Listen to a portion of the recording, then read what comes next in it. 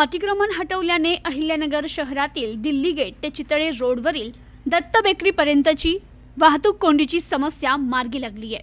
अहिल्यानगर शहरातील चितळे रोड, चौपाटी कारंजा येथील पथविक्रेते, हातगाडी विक्रेते यांचं स्थलांतर करण्यात आलंय। अहिल्यानगर शहराच्या मध्यवर्ती भागात दिवसेंदिवस रहदारी वाढतीये। अशात दिल्ली गेट वेस्ट ते चौपाटी कारंजा आणि तेथून चितळे रोडवर अतिक्रमणामुळे दररोज वाहतूक कोंडी होत होती।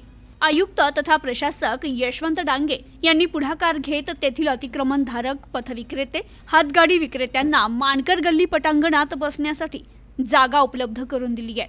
त्यामुळे दिल्ली गेट ते चितळे रोड भागातील रहदारीचा प्रश्न काही प्रमाणात मार्गी लागलाय।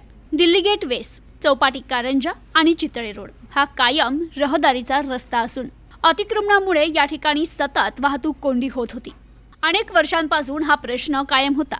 अतिक्रमणांवर कायमस्वरूपी तोडगा निघत नसल्याने नागरिकांना, वाहन चालकांना सातत्याने त्रासाला सामोरं जावं लागत होतं।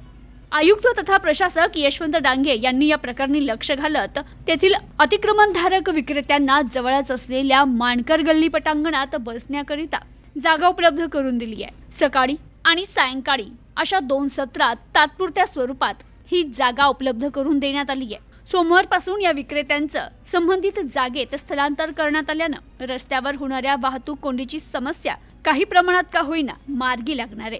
दरम्यान महानगरपालिका नेहरू मार्केटच्या जागेत भाजी मंडईसह व्यापारी संकुल उभारत आहे। त्यासाठी निविदा प्रक्रिया पूर्ण करण्यात आली आहे। या माध्यमातून चितळे रोडवर बसणाऱ्या भाजी विक्रेत्यांना आता बसण्याकरिता जागा उपलब्ध होणार आहे। त्यामुळे येत्या काळात चितळे रोडवरील अतिक्रमणांचा प्रश्न कायमस्वरूपी मार्गी लागणार असल्याचं आयुक्त तथा प्रशासक यशवंत डांगे यांनी सांगितलंय।